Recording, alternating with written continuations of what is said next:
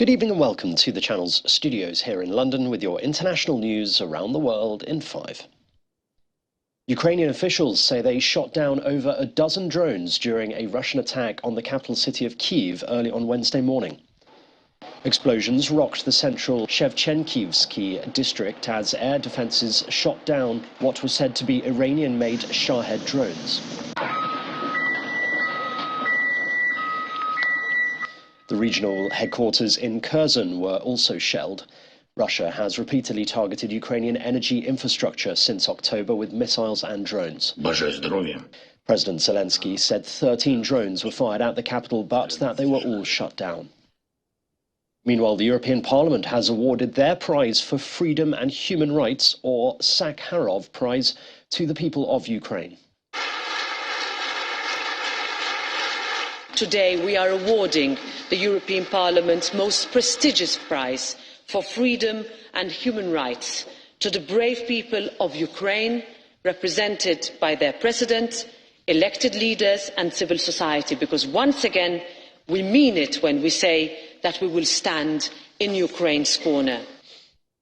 The UK government says 4 people have died after a migrant boat ran into difficulties crossing the English Channel.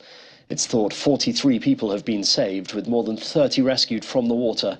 A major search and rescue operation was launched in waters between Kent and France in freezing conditions. The boat is likely to have been carrying migrants risking the crossing from France. A government spokesman said authorities were alerted at 3:05 in the morning to a small boat in difficulty off the coast of Dungeness, 30 miles west of Dover. Prime Minister Rishi Sunak earlier expressed his sorrow at the tragic loss of human life. Mr. Speaker, I'm sure the whole House will share my sorrow at the capsizing of a small boat in the Channel in the early hours of this morning and the tragic loss of human life. Our hearts go out to all those affected and our tributes to those involved in the extensive rescue operation. Thank you, Mr. Speaker. Can I join the Prime Minister? Our prayers go out to those who capsized in the freezing waters of the Channel last night. The death toll from floods and landslides caused by intense rains has risen to at least 120 in Democratic Republic of Congo's capital, Kinshasa. Major roads in the city centre were submerged as heavy rains continued for hours and several homes collapsed. Many of those who died were in hillside areas which suffered landslides on Tuesday.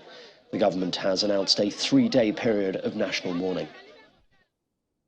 Hundreds of Moroccan football fans have been left devastated as last-minute flight cancellations look set to stop them travelling to Qatar for the World Cup semi-final. Morocco's national airliner, Royal Air Maroc, had planned to run 7 additional flights ahead of the game. It made the decision after Morocco's FA promised to give fans 13,000 free tickets to the game with France. But on Wednesday it said Qatari officials had blocked the flights. And a SpaceX rocket is due to launch on Thursday, carrying a NASA satellite designed to conduct the first global survey of Earth's surface waters, helping shed new light on the mechanics and consequences of climate change. The Falcon 9 rocket is set to blast off from the Vandenberg U.S. Space Force base around 170 miles northwest of Los Angeles. Scientists hope it will collect high-definition measurements of oceans, lakes, reservoirs and rivers over 90% of the world's surface. It's hoped the data should help our understanding of how oceans absorb atmospheric heat, as well as carbon dioxide and other greenhouse gases. So I think what I'm most excited about is I want to see a picture of the amount of water flowing through all of the world's rivers into the ocean, all collected from space, right? Like, imagine an animation where I could show you not just like the output of some model that someone created, but actual real data that's saying, hey, look, I can tell you for any big river system in the world, I can tell you how much water is coming out of that right now. And we're doing that from a satellite. I mean, that's just fundamentally really cool. And it's also something that would really help us better understand the world's water cycle.